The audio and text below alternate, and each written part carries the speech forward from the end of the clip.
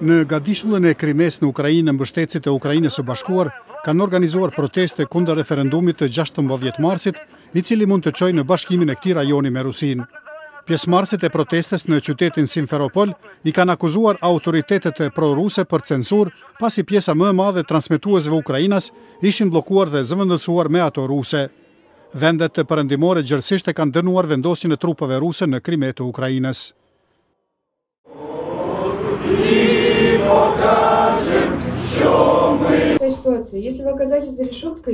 Dy pjesëtarë themeluese të grupit muzikor rus Pussy Riot në Rusi zyrtarisht e kanë shpallur formimin e një qendre të re për mbrojtjen e të drejtave të burgosurve.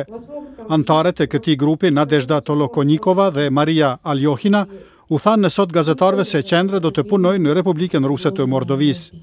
Këto dy antarët e grupit Pussy Riot ishin dënuar për huliganizëm për shkak të një shfaqjeje të tyre në një katedrale në Moskë, me që rast e kishin kritikuar presidentin e Rusisë Vladimir Putin.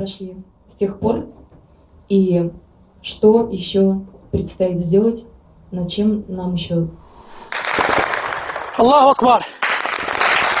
Allahu Akbar! Allahu Akbar! Arme Ali! Arme Allahu Akbar! Në Irak kanë vazhduar luftimet në provincën perëndimore Anbar, ku forcat e sigurisë po luftojnë me kryengritësit sunit. Militantët kishin marrë nën kontroll pjesën e qyteteve Fallujah dhe Ramadi, aty ka vit i ri, ndërsa kjo çështje tash është sfidë madhore për qeverinë e Irakut.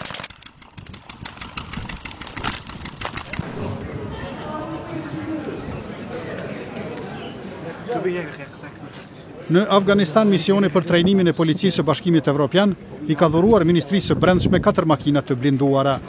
Ceremonia e pranim dorëzimit të këtyre makinave u bë në selinë e misionit policor të BE-s në kryeqytetin Kabul. Zyrtarët e policisë së BE-s thanë se makinat do të ndihmojnë forcat e sigurisë afgane për të përgjigjur ndaj sulmeve në aksidente të ndryshme dhe në situatat e tjera urgjente, pasi autoritetet afgane t'i marrin përgjegjësitë nga forcat perëndimore.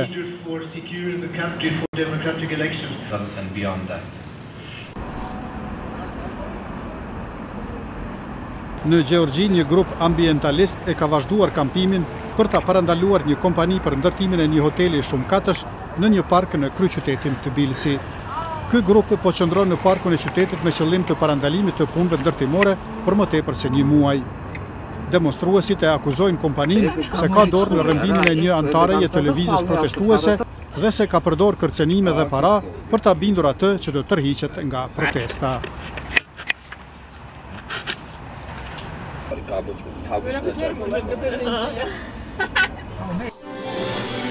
Dham videolajmet e radios Evropa e Lirë.